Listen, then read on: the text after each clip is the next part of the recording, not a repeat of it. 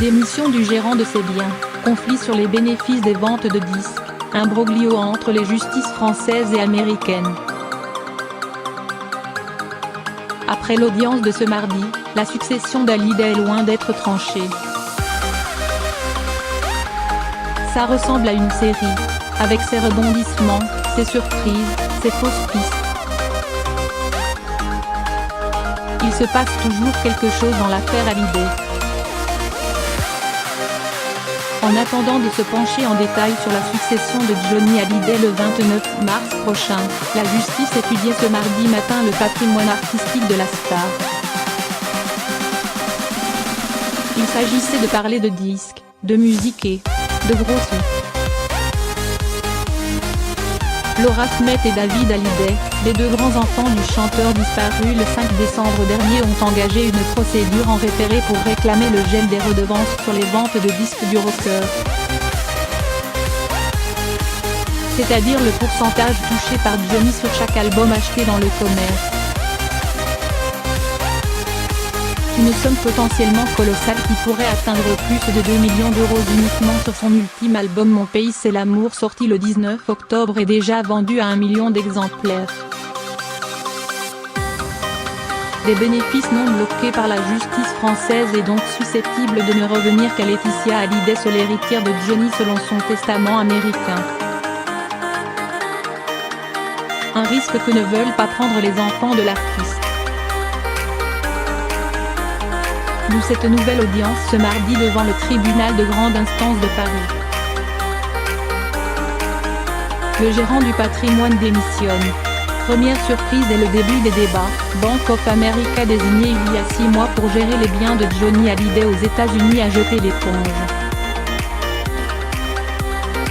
C'est ce qu'annonce d'emblée au tribunal son avocat Alexis Verle. Les parties en présence ont appris la nouvelle mercredi dernier. Pourquoi Bank of America démissionne? Parce que ils n'ont pas à motiver leur décision, se contente de répondre l'avocat de la société. Les Américains n'aiment pas trop se retrouver assignés devant la justice française, commentent plusieurs avocats. Ils se sont sans doute dit que ça commençait à être le bazar cette histoire, souffle un spécialiste de ce genre de dossier. Alors que faire? Plusieurs avocats demandent le renvoi du dossier. Voir le sursis à statuer, c'est-à-dire de ne pas reprogrammer d'audience avant qu'un nouveau gérant américain soit nommé. Mais ça peut prendre combien de temps? Plusieurs mois? S'agace le tribunal. Après 1 heure de débat, les juges décident de poursuivre l'audience. Des recettes déjà bloquées. Les avocats de David et Laura le martèlent depuis le début. Ils veulent que le droit français s'applique sur la succession de Johnny. Dans ce cas, 1/4 des biens ira à sa femme et 3/4 à ses enfants. Nous demandons donc le gel de 75% des redevances sur les ventes de disques de Johnny Hallyday, précise Emmanuel Ravana, l'un des avocats de Laura, devant la cour. Les avocats des 3 labels du chanteur, durant sa carrière, Sony, Universal et Warner, défilent à la barre. Et répètent la même chose, ces bénéfices sur chaque disque vendu qui revenait au chanteur sont déjà bloqués par les maisons de disques. Depuis son décès, nous n'avons rien reversé en attendant d'avoir des éclaircissements sur la succession, souligne Nicolas Bostplug, représentant d'Universal avec qui Johnny était en contrat entre 1961 et 2005. Alors à quoi bon cette audience? Par peur de voir ces sommes partir aux États-Unis.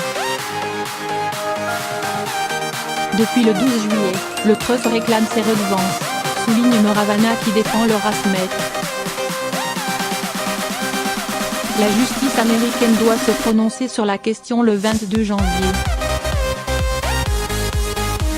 Ce qui rentrera dans le trust n'en sortira plus, ajoute Karine Pichot, avocate de David Hallyday.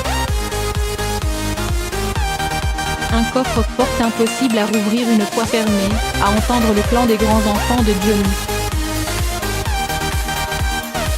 Faux, répète depuis des mois les conseils de Laetitia Hallyday qui tente de torpiller la démarche de David et Laura. N'ayant pas pu obtenir le blocage de la sortie de l'album de leur père, ils demandent les redevances vu le succès de ce disque, lance Arnaud Albou, l'un des avocats de la veuve du chanteur. Le succès de cet album, c'est leur échec. Et Laetitia dans tout ça, absente mais toujours présente, elle reste au cœur des débats. Notamment quand il s'agit d'évoquer une nouvelle fois les liens du chanteur avec l'Hexagone.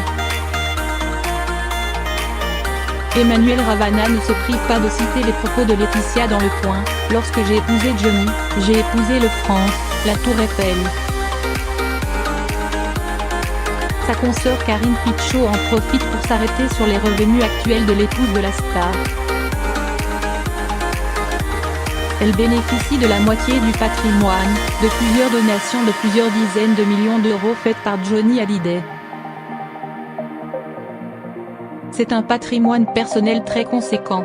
Une façon de dire que la femme de Johnny pourrait accepter de partager avec les grands-enfants de son mari. La décision du tribunal a été mise en délibéré au 18 décembre.